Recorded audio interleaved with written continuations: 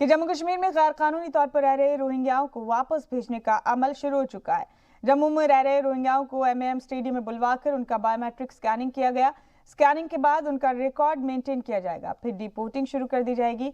आपको बता दें कि कुछ दिन पहले ही जम्मू कश्मीर हाई कोर्ट ने सरकार को फटकार लगाते हुए गैर कानूनी तौर पर रह रहे रोहिंग्याओं का ब्यौरा इकट्ठा कर उन्हें वापस उनके मुल्क भेजने के इंतजाम करने के हुक्म दिए थे।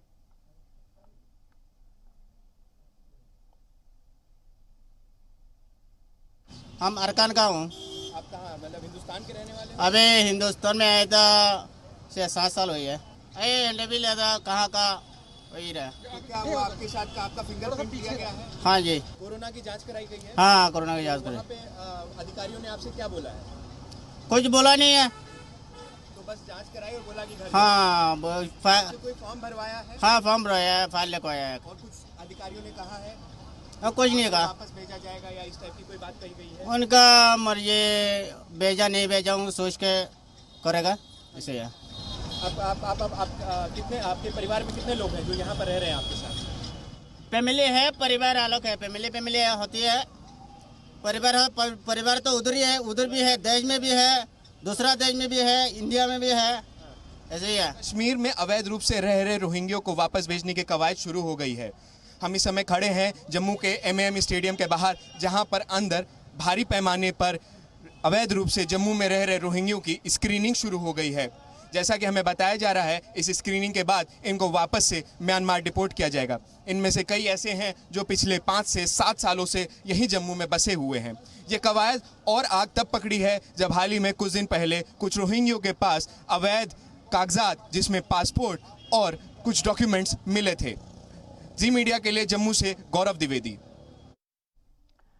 और सरकारी आदादोशुमार के मुताबिक रियासत में 6,523 रोहिंग्या रहते हैं और इनमें 6,461 जम्मू डिवीजन और 62 कश्मीर में है। लद्दाख में भी गैर मुस्तकिल आशियाने बनाकर रह रहे हैं।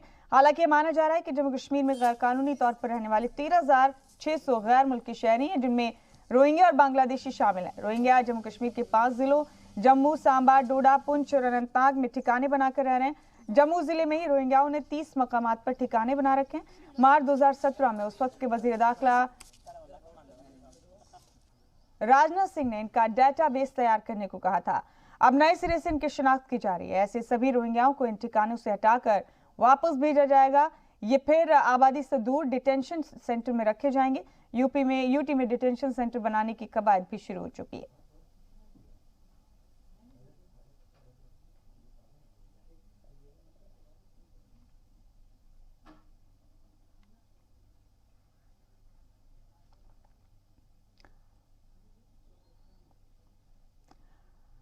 और हमारे साथ ही गौरव द्विवेदी हमारे साथ मौजूद हैं तमाम अपडेट्स के साथ इस अहम खबर पर। गौरव, रोहिंग्याओं को वापस भेजने का अमल शुरू हो गया है। गैर कानूनी तरीके से रह रहे रोहिंग्या अब एमएएम स्टेडियम में बायोमेट्रिक स्कैनिंग करने के बाद इस अमल में शामिल हो चुके हैं कि उनको वापस भेजा जाए। क्या अपडेट हैं गौरव आपके पास? क्या क्या सरगर्मियां हैं इसे लेकर? कितना वक्त लगेगा इस पूरी कार्रवाई में? कल जम्मू के एमए स्टेडियम में करीब 1700 रोहिंग्यों को इकट्ठा किया गया था, जहां पर उनकी स्क्रीनिंग की गई है, उनके बायोमेट्रिक डेटा लिए गए हैं और सबसे पहले उनका कोविड टेस्ट किया गया है। उसके बाद उनके बायोमेट्रिक डेटा लिए गए हैं। बायोमेट्रिक डेटा लेने के बाद उनसे कुछ कागजात मांगे गए थे जो कि ये प्रूफ करते थे कि वो म्यांमार के रोहिंग्या से हैं, जिसमें से करीब 150 रोहिंग्या लोग ऐसे निकले हैं जिनके पास कोई भी डेटा नहीं मिला, जिनके पास कोई भी कागजात नहीं मिले, तो उनको डिटेंशन सेंटर में भेज दिया गया है। यह कवायद तब शुरू हुई है जब हाल ही में जम्मू कश्मीर के हाई कोर्ट ने एक पीआईएल पर अपना आदेश सुनाया था और यहाँ पर प्रशासन को फटकार लगाई थी, जिसमें उसने कहा था कि जल्दी से जल्दी इन रोहिंग्यों का एक ब्यौरा बनाया जाए और ब्यौरा बनाने के बाद इनको वापस भेजा जाए। मामले ने गर्मी तब भी पकड़ी थी जब कुछ दिन पहले कुछ रोहिंग्यों को पास भारतीय आधार कार्ड मिले थे और पासपोर्ट पाए गए थे। इसमें एक चीज़ और गौर करने वाली है कि इन लोगों ने यहाँ पर रेफ्यूजी स्टेटस के लिए भी मांग की है और यूएनएचआरसी से इनके पास यूएनएचआरसी के कागजात पाए गए थे, जिसको हम इलीगल बोलते हैं क्योंकि यूएनएचआरसी के रेफ्यूजी स्टेटस में भारत जो है हिस्सा नहीं लेता है। जी गौरव, तो इस पूरे अमल में तकरीबन कितना वक्त लग सकता है? इस पूरे प्रोसेस में कुछ अंदाजा इस चीज का? जी, अगर प्रोसेस की बात की जाए तो सबसे पहले इनकी लिस्टिंग की जा रही है, इनके बायोमेट्रिक्स लिए जा रहे हैं, और जिस तरीके से हमारे आधार कार्ड बनाए जाते हैं, भारतीयों के आधार कार्ड बनाए जाते हैं, वैसे ही इनके कार्ड्स बनाए जाएंगे, इनका पूरा लिस्ट बनाया जाएगा, और वो लिस्ट जो है पहले स्टेट से मिनिस्ट्री ऑफ एक्सटर्नल अफेयर्स को भेजी जाएगी, और उसके बाद ही हम ये कह सकते हैं कि इनको कब और कैसे भेजा जाएगा। वही अगर हम बात करें कि कितने दिनों में ये प्रक्रिया पूरी हो जाएगी, अगर इस प्रोसेस की हम पूरी बात करें तो इस प्रोसेस में मान लीजिए कि कल जो है 1700 लोगों की स्क्रीनिंग हुई है और करीब 6000 के आसपास रोहिंग्या जम्मू में बस रहे हैं। सबसे पहले कवायद जो है वो शुरू की गई है रोहिंग्यों को वापस भेजने की, और उसके बाद जो है बांग्लादेशियों को वापस भेजने की प्रक्रिया को शुरू किया जाएगा। अगर सब स्मूथ रहे तो 1 महीने के भीतर जितने रोहिंग्या यहाँ पर रह रहे हैं उनको वापस सेफ म्यांमार भेजा जा सकता है। जी, रोहिंग्याओं का क्या रिएक्शन है इस पर गौरव, उनका क्या कहना है? अगर रोहिंग्यों से हमने कल कुछ रोहिंग्यों से बात की, सबसे बड़ी बात तो थी कि वो वहाँ पे स्क्रीनिंग कराने से डर रहे थे। पहले पुलिस ने एक हलफनामा निकाला जिसमें उन्होंने कहा कि आपको आना है। जैसे ही रोहिंग्यों को ये बात पता लगी है, उनके मन में एक डर था कि हम जा रहे हैं और हमें डिटेंशन सेंटर में डाल दिया जाएगा। तो पुलिस के जो आला अधिकारी थे उनकी बस्तियों में गए थे, वहाँ पर जाके उनको समझाया कि तुम्हारी स्क्रीनिंग हो रही है, तुम्हारे देश तुमको वापस भेजा जाएगा। ये ऐसे लोग हैं जिनके वतन ने, जो अपना वतन छोड़ के एक पृथ्वी के एक कोने से दूसरे कोने पर आ गए हैं, और इनके मन में तो है कि देश वापस जाना है, पर अब वहाँ वापस जाके क्या होगा, कैसे करेंगे, ये कुछ उनको समझ में नहीं आ रहा है।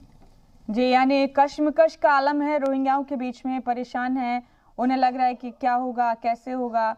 लेकिन इस पूरे अमल में गौरव, जितने भी रोहिंग्या यहाँ पर रह रहे हैं, एक ये भी बात है कि क्या वापस जाने के दौरान वो जो तमाम चीज़ें, वो जो तमाम अमल किए जाने हैं, उनके लिए ज़हनी तौर पर तैयार हैं ये लोग? क्या पहले से सरगर्मियां थी इस चीज़ की कि इन लोगों को वापस भेजे जाने का अमल शुरू होगा, यानी खुश नहीं है लोग, मुतमईन नहीं है वापस जाने को लेकर? जी, अगर स्थानीय लोगों की बात करें तो ये जो रोहिंग्या हैं, इनसे स्थानीय लोगों को काफ़ी ज़्यादा तकलीफें हैं, क्योंकि ये वही रोहिंग्या हैं जो आपको रोड पे भीख मांगते हुए दिखते हैं, किसी की जेब काटते हुए दिखते हैं। बहुत सारे केसेस ऐसे सामने आए हैं जिसमें क्राइम में रोहिंग्या सामने आए हैं। तो स्थानीय लोगों की अगर हम बात करें तो स्थानीय लोग जो हैं वो बहुत दिन से चाह रहे थे, और अगर हम सरकारी प्रक्रिया की बात करें तो पिछले 2.5 महीने से प्लानिंग की जा रही थी कि इनको वापस भेजना है। पर अगर हम बात करें कि रोहिंग्यों के अंदर क्या उनके मन में क्या चल रहा है, क्या कैसे चल रहा है, तो वो खुश भी हैं और वो डरे हुए भी हैं। खुश इसलिए हैं क्योंकि वो वापस अपने वतन जा रहे हैं, लेकिन डरे इसलिए हुए हैं कि जिस तरीके से उनको उनके देश से ही खदेड़ा गया था, करीब 5 से 7 साल से लोग यहाँ पर रह रहे हैं, और किसी न किसी वजह से वो लोग यहाँ पर आए हैं। तो मन में उनके उदासीनता इस बात की भी है कि जिस वजह से उनको वहाँ खदेड़ा गया था, अब वापस भी वहाँ चले जाएंगे तो क्या उनकी चीज़ें जो वो अपना घर परिवार वापस छोड़ के आए हैं, वो क्या बचा मिलेगा। बहुत शुक्रिया गौरव आपका हमारे साथ जुड़ने के लिए सैम खबर पर, बहुत बहुत शुक्रिया।